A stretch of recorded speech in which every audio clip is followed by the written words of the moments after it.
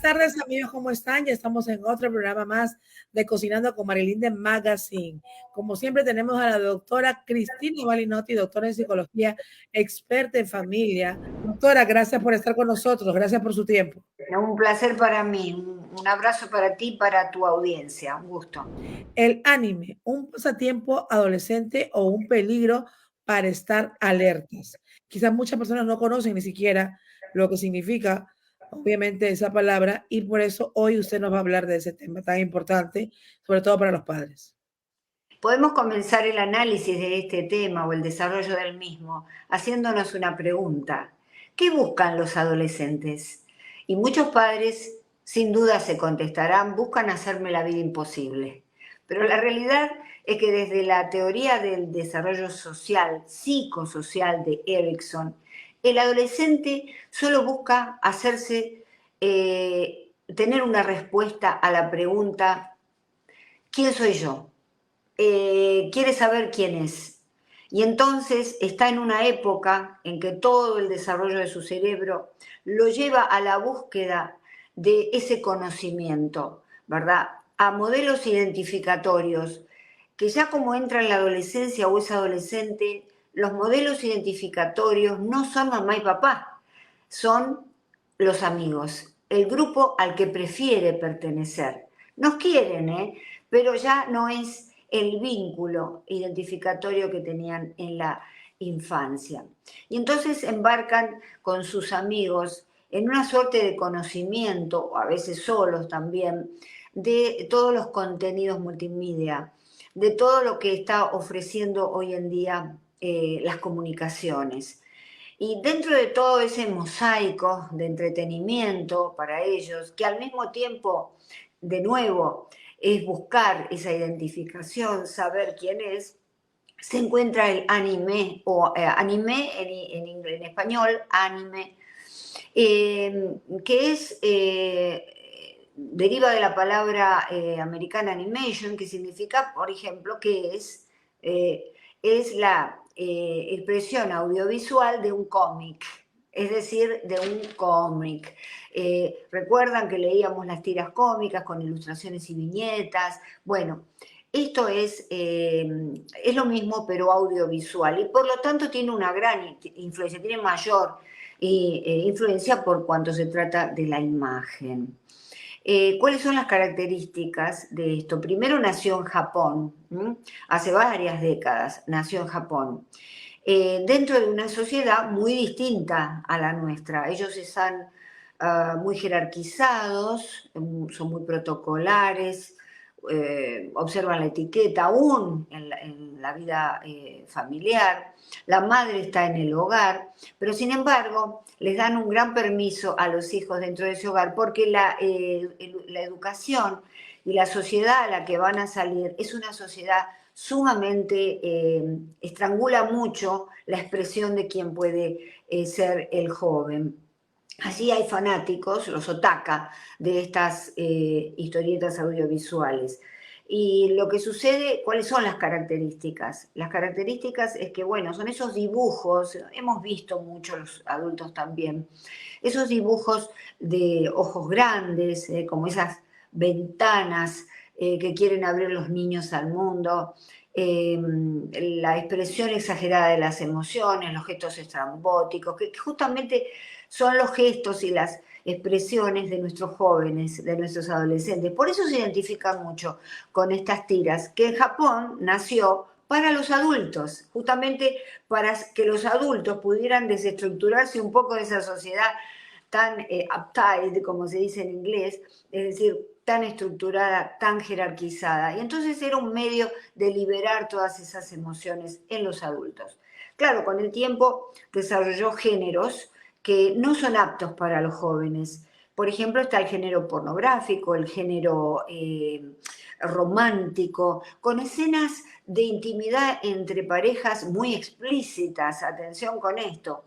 Hay un solo género dentro de estas 5 o 6 géneros que existen, en los cuales pueden desarrollarse historias para niños. Los kodama, ¿no? Los kodamas son los que los niños pueden ver. Ahora, en general, podemos introducir este tipo o permitir estas audiovisuales como algo regular en la vida de nuestros niños no es conveniente, sobre todo de los adolescentes. Los Kodama puede llegar a ser para los niños, pero en general nos alejamos de eso. Y si los van a ver, por eso atención, papás, la computadora, los televisores, tienen que estar en el área más social de la casa, donde nosotros podemos ver qué es lo que están viendo a su vez los niños, como por ejemplo la sala, ¿verdad? De modo que esto es importantísimo porque si no les permitimos que busquen su identidad en los espacios y con modelos que no son, digamos, los adecuados. En este caso tienen un agravante estos animes. Se muestran los personajes primarios y secundarios trastornos de personalidad, la personalidad antisocial, la personalidad histriónica, disociativa, la personalidad múltiple, el trastorno borderline o el trastorno, ¿qué es el trastorno borderline? Es ese individuo que están entre la locura y la cordura, ¿no? Pero que están ahí como caminando un precipicio. Además, hay una normalización de antivalores en la mayoría de estos animes. Puede llegar a tener algún tipo de influencia positiva, algunos dicen que sí, porque permite justamente no solo el movimiento identificatorio, sino la catarsis, lo mismo que hace el pueblo japonés, la catarsis del adolescente en medio de toda ese maremoto de emociones que tiene. Hace un año hicimos el síndrome de Hikikomoro aquí y bueno, y a tu audiencia vamos a invitarlos a ver este síndrome de Hikikomoro que nace justamente en Japón a raíz de los anime, que son los niños que se encierran por completo en su dormitorio con llave. Los padres, porque de nuevo ya las madres son muy permisivas con los hijos, les dejan la comida al lado de la puerta, ellos abren la puerta y entran su platito, para no despegarse de estas historias en donde ellos viven un mundo de fantasía. Atención, la fantasía es importante porque lleva a la creatividad, pero no puede ser todo, porque si no ocurren estos trastornos como este síndrome importante de encierro, el síndrome de la puerta cerrada, podríamos decirle. De modo que esto es, los invito de nuevo al síndrome de Hikikomoro para que profundicen las características y algunas también estadísticas, ¿verdad? Hugo Gerber, un gran investigador, habló de la teoría del cultivo de los medios y nos decía que antes la educación y la religión influían en nuestros niños, pero ahora es la televisión y todo lo que surgió a partir de la televisión, el lateral, como son estos contenidos multimedia que se ven en todas las tabletas, en todos los celulares, por supuesto también en la televisión. No solamente a nuestros niños le vamos a dar la posibilidad de mirar lo que ellos deseen, pero controlándolos, la supervisión es tan importante, pues si están viendo algo inconveniente, ahí debemos hablar con ellos y decirles, tenemos que hablar acerca de esto que querés ver y explicarles que no es conveniente desde ya. Si le apagamos la computadora, lo que hacemos es que desarrollamos la atracción hacia lo prohibido y entonces en cuanto puedan lo van a ver de todas maneras. Tenemos que haber mucho diálogo al respecto. De modo que la teoría del cultivo es muy importante porque todo lo que se nos ofrece en televisión, en todos los medios que tenemos audiovisuales, nos moldea. George Gerber hablaba de esto, nos moldea, nos da una idea de lo que es la realidad, nos mete dentro de una caja y entonces no nos permite reconocer, digamos, esa realidad por nosotros mismos. La búsqueda de modelos identificatorios, hay que ayudar a los niños. Los padres tenemos que aceptarlos, guiarlos, tolerar que están en esta búsqueda con esa irritabilidad y esa manera de contestar. ¿Por qué? Porque están en un momento en que se sienten muy inseguros.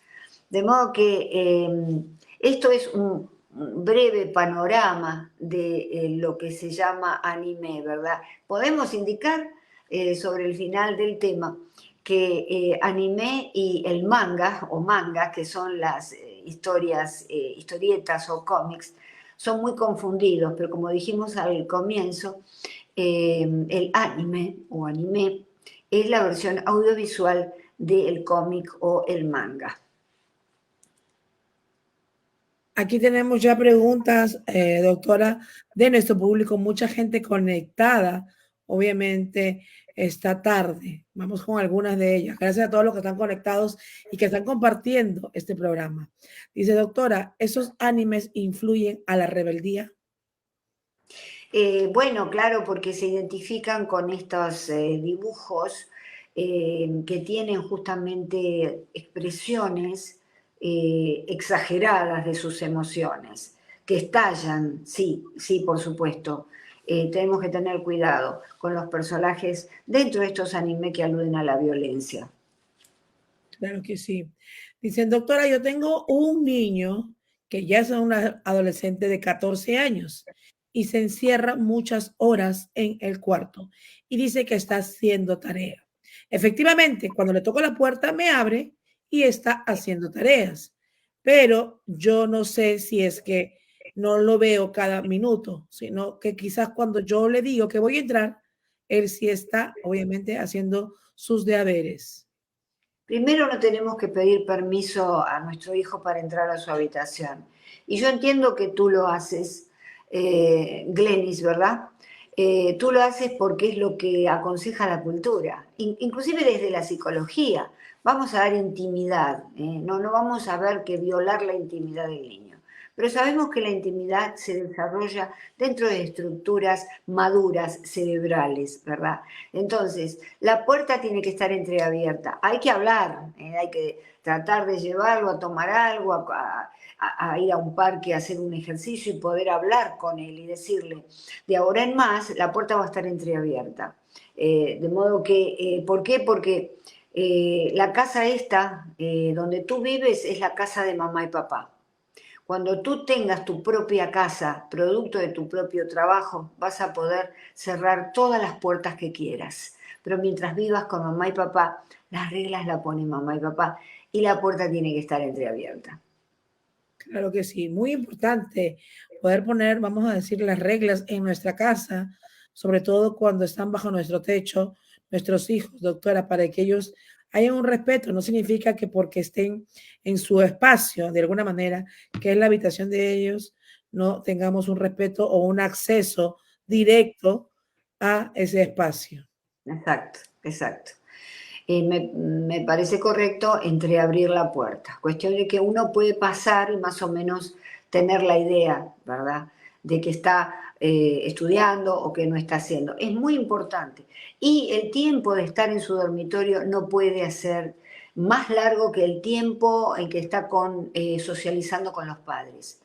Los niños se vuelven muy violentos, Marilyn, pero muy violentos, cuando no tienen la socialización primaria fundamental que es con los padres en el hogar, o con los hermanitos, o los amigos que lo vienen a visitar dentro del hogar. Entonces, mucho menos tiempo encerrados, más tiempo en lugares abiertos, compartiendo con la familia y con sus primos, con sus amigos. Claro que se dice. ¿Puede cambiar su actitud gracias a estos juegos? Claro, porque la actitud no está todavía desarrollada. Están desarrollando su personalidad, que termina de desarrollarse a los 18 años. Entonces, un adulto de pronto, después de los 30 años, puede cambiar su actitud.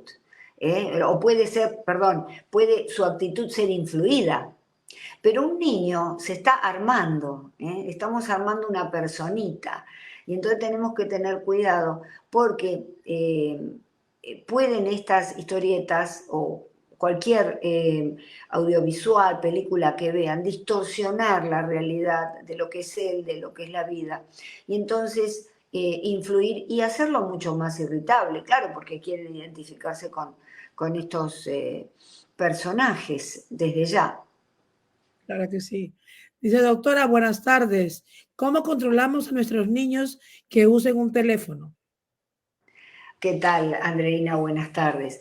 Bueno, en principio, si vamos a tener hijos, hablarlo con el padre y cuando el niño llega al hogar, no tiene que haber celulares como motivo de distracción. Tiene que haber los celulares existir en el ámbito del trabajo. Cuando estamos en la casa, nosotros, los papás y las mamás, no tenemos que usar los celulares porque muchos de nosotros nos sentamos a ver televisión, nos sentamos a la mesa, inclusive si queremos hablar con nuestro niño ponemos el celular y lo ponemos boca abajo pensando que de esa manera está neutralizado, pero no es así. Cuando llegamos al hogar, los adultos, que son quienes vamos a dar el ejemplo, tenemos que colocar en un pote, en la entrada o en un recipiente, los celulares. Y entonces decir, acá llega mamá y papá, es la hora de los juegos o del descanso, o del de comer en familia. Eso es de primaria y medular importancia. Si ya no lo hemos hecho, podemos cambiar esta situación. Muy lentamente hablar con nuestro hijo y decirle, mira, mamá y papá van a dejar de usar el celular. Entonces ya le estamos dando el ejemplo, ya no pueden decir nada. Y si llegan a decir algo, no, pero yo tengo que con mis amigos y esto, bueno, vamos a empezar por 1 o 2 horas, en donde no es una hora sin celulares. Entonces colocamos todos en ese recipiente en la entrada o en cualquier lugar de la casa esos celulares. No se llevan ni a la charla, ni al té, ni a la comida, ni a lo que sea.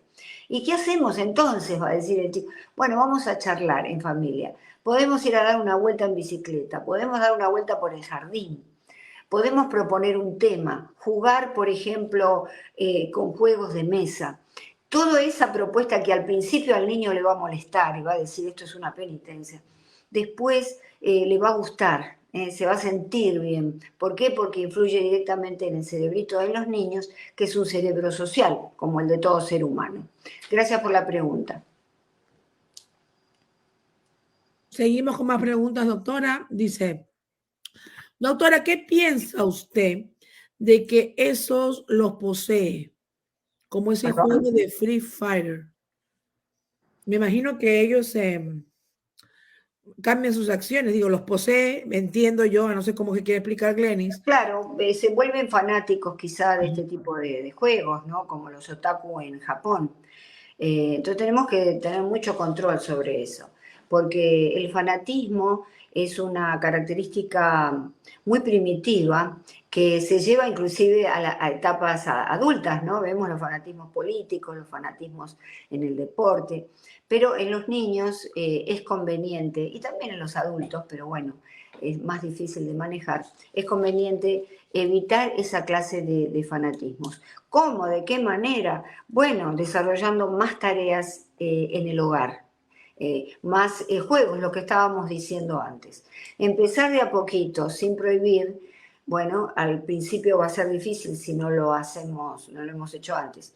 Lo ideal, y este mensaje va para mamá y papá que recién se casan, que tienen un niño pequeño, hablen con su niño, no eviten los celulares y por favor, lo vemos todos los días en restaurantes, en confiterías, no le den a su bebé de 1 año, 2 años, un celular para que se entretenga con unos jueguitos, para que nos deje tranquilos. El niño no nos puede... No, la tarea del padre es no estar tranquilos. Así es. Cuando el niño crece, vamos a estar tranquilos. Por favor, llamemos a las cosas por su nombre. Criar a un hijo es tomarse una gran molestia. Es Claro. pasarla muy mal muchas veces, pero eso lo elegimos. No busquemos caminos de escape. Dice, ¿pueden llegar a necesitar ayuda por parte de un psicólogo? Sí, por supuesto. En muchos casos, niños que se encierran y están... y vemos que el desarrollo académico no sucede, vale decir que están... este tipo de actividades obstaculiza su éxito académico, inclusive su éxito también en cuanto a las amistades, ¿verdad? Su éxito social.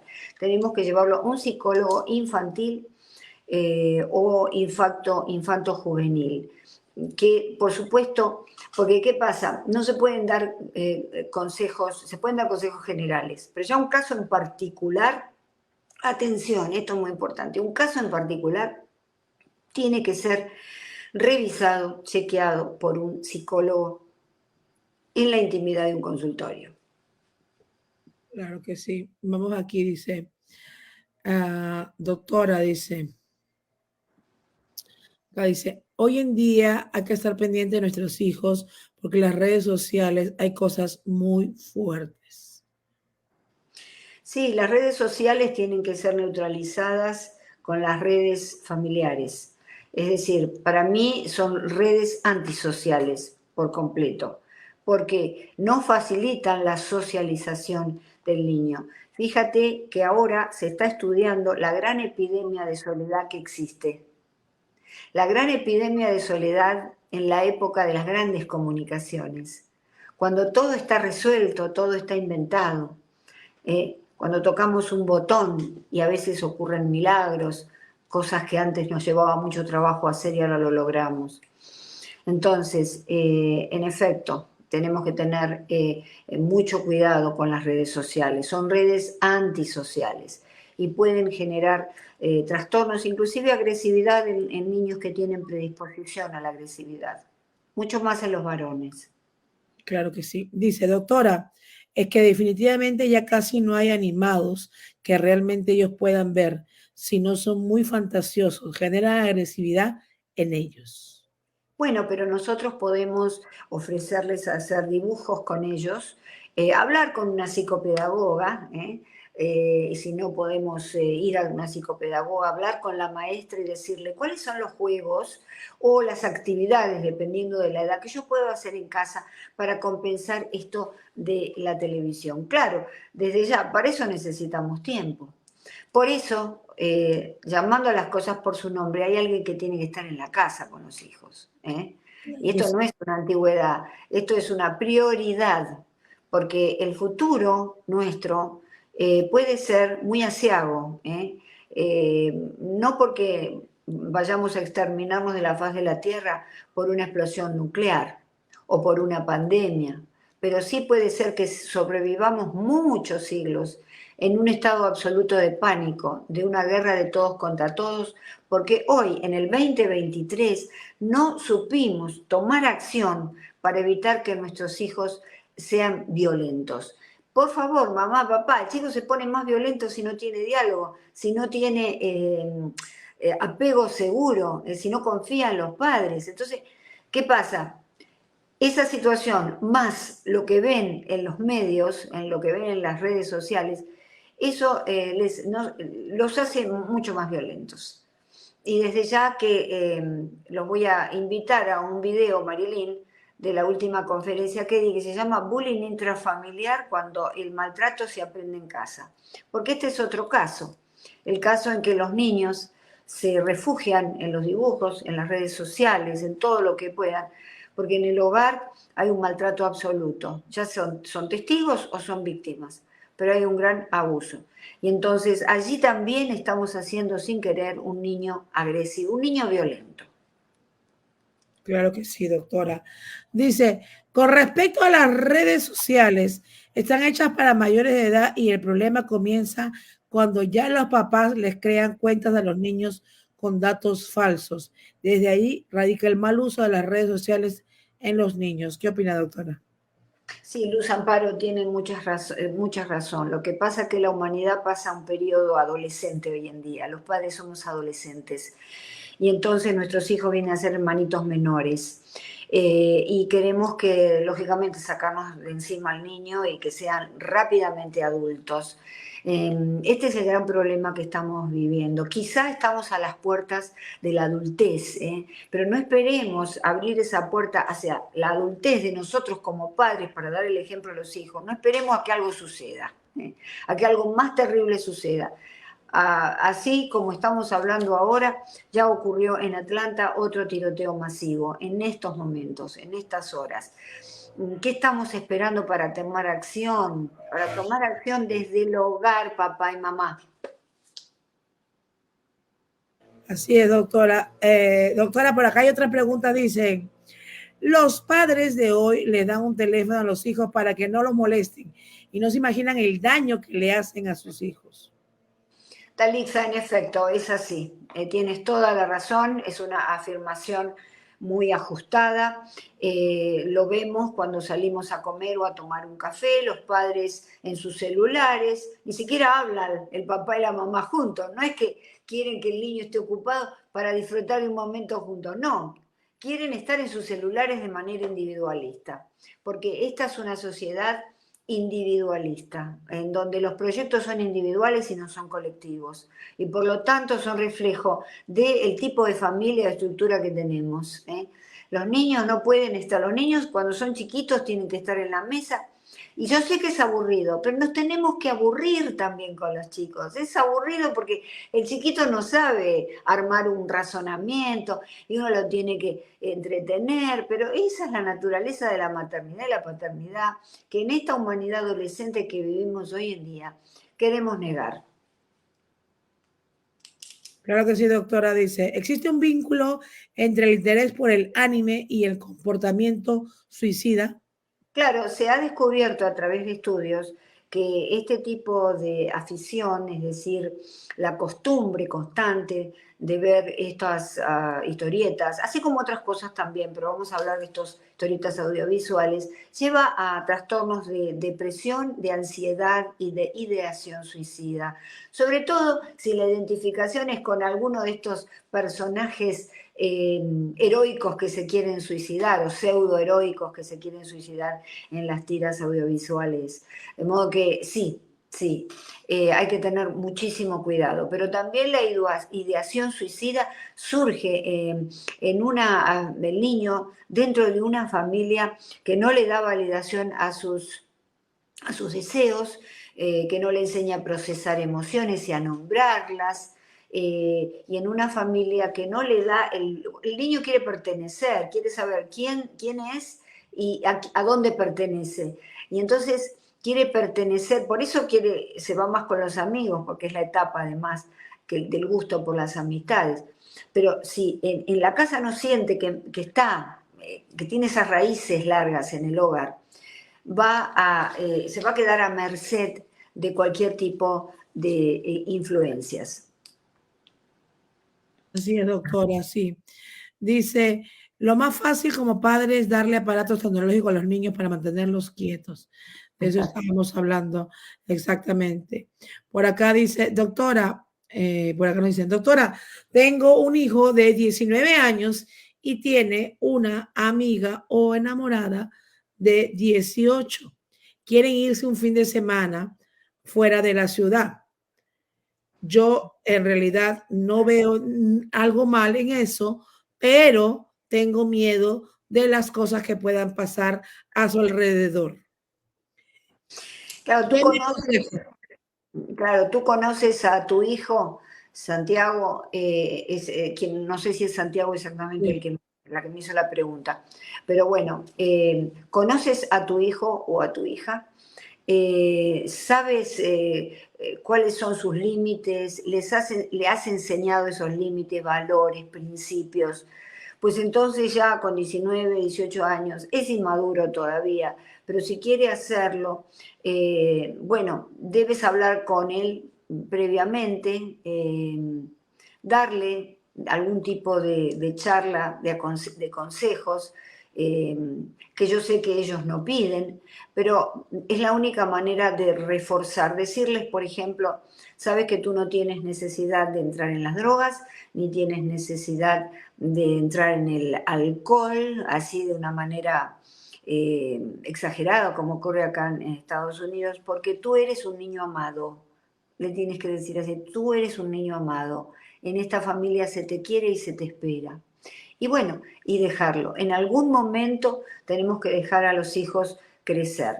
Pero claro, si no hemos estado con ellos, si de alguna manera no los hemos supervisado, no los conocemos, por supuesto que vamos a tener mucha angustia si es que se quiere ir solo.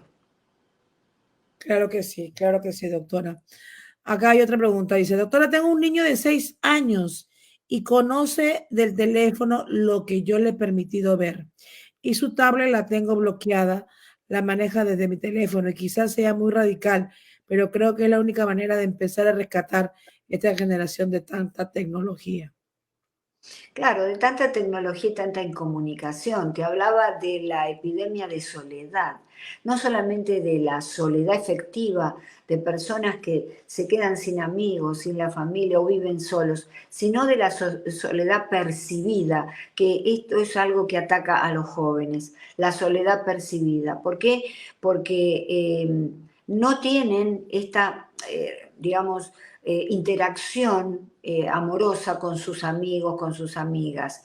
Pero cara a cara, es todo a través de un celular, a través de aplicaciones. Y bueno, sabemos que a través de la computadora muchos colegios estudian también, ¿verdad? Se dan los programas, tienen chats también con los profesores en el celular. Bueno, todo eso está bien, pero debemos cuidar de que estén comunicados en efecto. Si están mucho con los amigos en el celular, decirle, ¿por qué no invitas a tu amigo o amiga acá, a tus amiguitos, a participar de algún juego o de una tarde, yo hago una torta, o la puede hacer la abuela, o la compramos, no sé, pero tenemos que darle la posibilidad que sea cara a cara el contacto, porque si no el cerebro se resiente, pues el cerebro necesita para crecer y sentirse bien y liberar dopamina y todas estas hormonas, cócteles eh, de la felicidad, ¿no? Y del confort, necesita estar en contacto con la gente, no